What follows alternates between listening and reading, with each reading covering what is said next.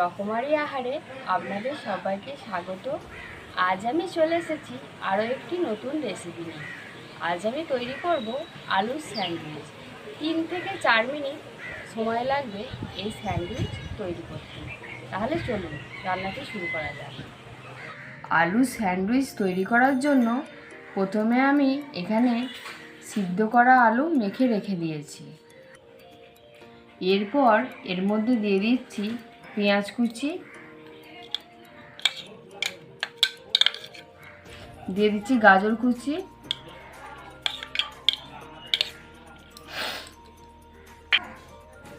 দিয়ে দিচ্ছি স্বাদ মতো লবণ,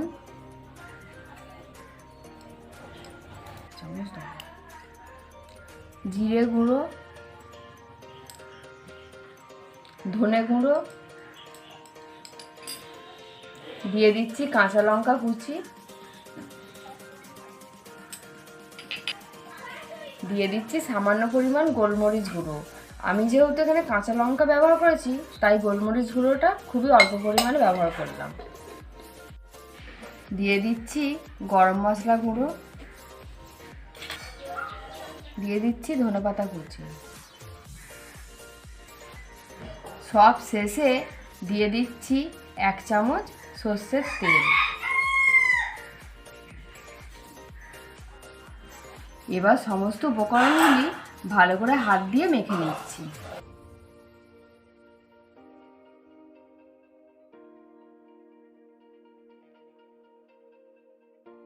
স্যান্ডউইচের পুর আমাদের রেডি। এবার একে একে স্যান্ডউইচগুলি গড়ে নেব। এখানে আমি নিয়ে নিয়েছি হোয়াইট ব্রেড।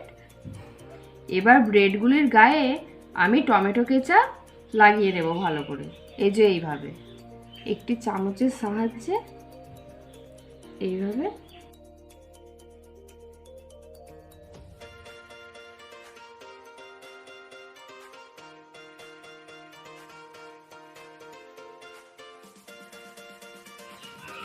আর একটিতে একইভাবে টমেটো কেচাপ লাগিয়ে নিচ্ছি।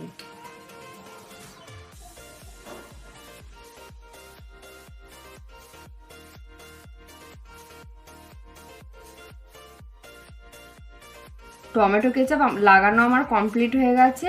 এবার আমি আলুর পুরটি দিয়ে দেব।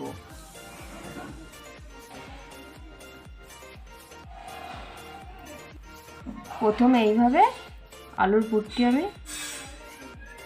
দিয়ে দিচ্ছি।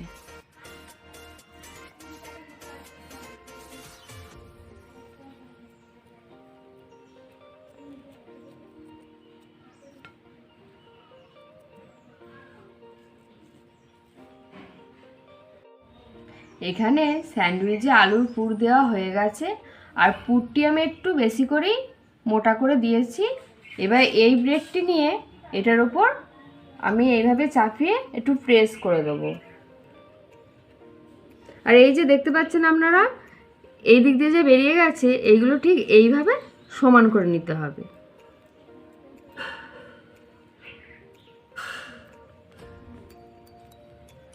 এই যে দেখা, একটি স্যান্ডউইচ তৈরি করা আমার কমপ্লিট। এবার আমি একে একে সব স্যান্ডউইচগুলি গড়ে নেব।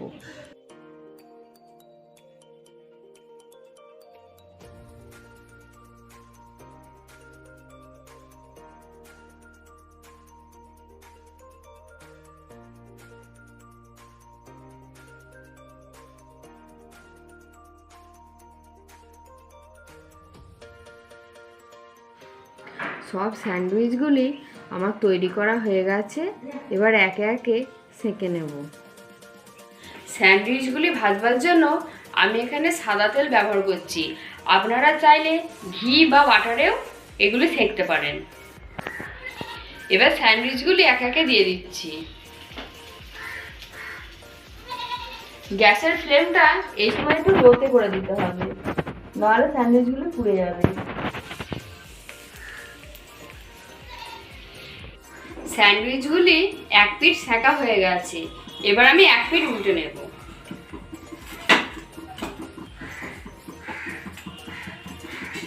এরকম হালকা ব্রাউন কালার চলে এলেই তুলে নেব, বেশি ডিপ করে সেঁকবো না। স্যান্ডউইচগুলি আমাদের সেঁকা হয়ে গেছে, এবার একে একে তুলে নিচ্ছি।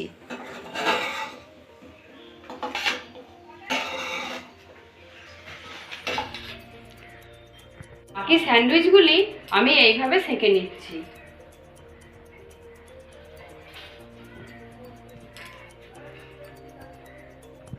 সমস্ত স্যান্ডউইচগুলি আমাদের তৈরি করা হয়ে গেছে, এবার সার্ভ করব।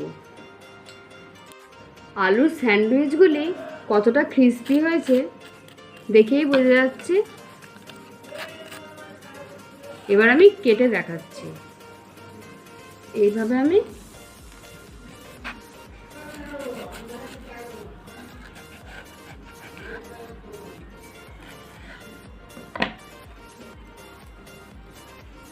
তাহলে বন্ধুরা, আপনারা দেখেই বুঝতে পারছেন যে আলুর স্যান্ডউইচগুলি পুরো আলুর পুরে ঠাসা আর বাইরেটা ক্রিস্পি।